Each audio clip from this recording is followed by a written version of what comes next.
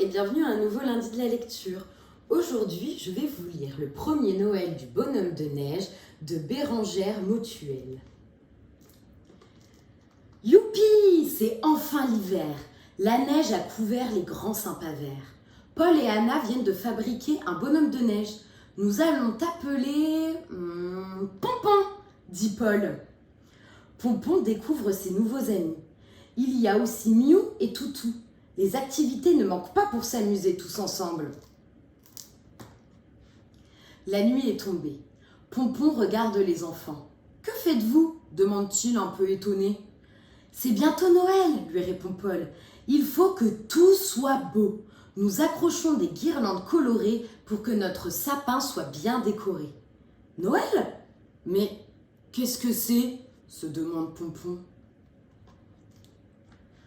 Le lendemain, les enfants emmènent Pompon dans la forêt. « Comme c'est beau !» s'exclame Anna. « Pourquoi mettez-vous toutes ces décorations ?» demande Pompon.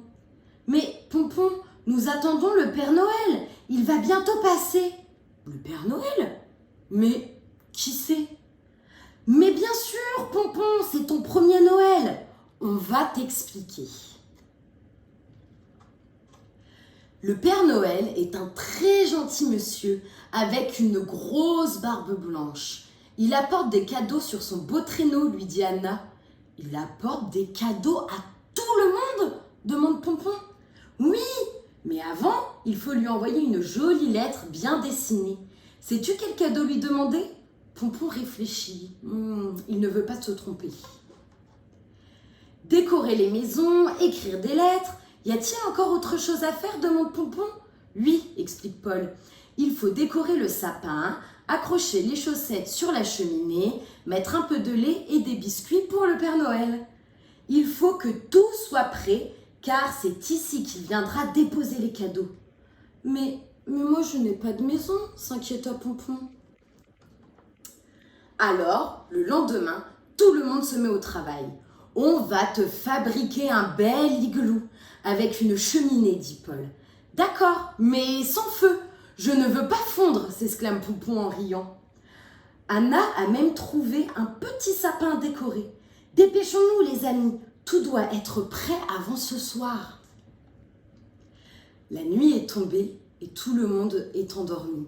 Sur un beau traîneau rempli de cadeaux, le Père Noël visite toutes les maisons. Il ne doit oublier personne. Le matin de Noël, tout le monde se réveille très tôt pour découvrir ses cadeaux. Chacun a reçu ce qu'il avait demandé. Et pour Pompon, de jolis boutons dorés. Merci Père Noël de nous avoir gâtés. Voilà pour la première histoire. Et je vais vous en lire une deuxième qui s'appelle La nuit de Noël. C'est la veille de Noël. Les enfants ont joué toute la journée dans le jardin. Ils ont fabriqué une famille de bonhommes de neige. Le père, la mère et le petit bonhomme de neige. La nuit va bientôt tomber. Les enfants saluent leur bonhomme de neige et rentrent à la maison. Un vent de magie souffle alors dans le jardin. Les trois bonhommes de neige prennent vie et entament un chant de Noël. « Qui est là ?» demande un des enfants en ouvrant la porte. Aussitôt, les bonhommes de neige s'immobilisent et se taisent. Personne ne doit découvrir leur secret. À travers la fenêtre éclairée, le petit bonhomme de neige voit les enfants déposer leurs chaussures au pied du sapin. Il devient alors tout triste. « J'ai une idée, dit sa maman. Et si nous fêtions Noël, nous aussi ?» Il décore le sapin du jardin avec des glaçons tombés du toit. Maman bonhomme de neige accroche des feuilles de houx. Puis, tous les trois confectionnent de superbes boules de neige. 3 pots de fleurs font des bols et des pots de verre de jolis lampions. « Nous n'avons pas de souliers à déposer sous le sapin, dit petit bonhomme de neige. Mais nous avons les chaussettes oubliées sur le fil à linge, répond papa. Au village, les cloches de l'église sonnent les 12 coups de minuit. Il est temps de dormir, mon petit bonhomme, chuchote maman. Demain matin, la magie aura cessé. Les 3 bonhommes de neige sont profondément endormis quand un tintement de grelots les réveille.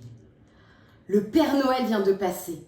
Son traîneau est déjà haut dans le ciel quand sa voix puissante retentit. « Joyeux Noël, la famille bonhomme de neige !» Et voilà, les 2 histoires sont terminées et je vous dis à la semaine prochaine pour de nouvelles histoires. Au revoir!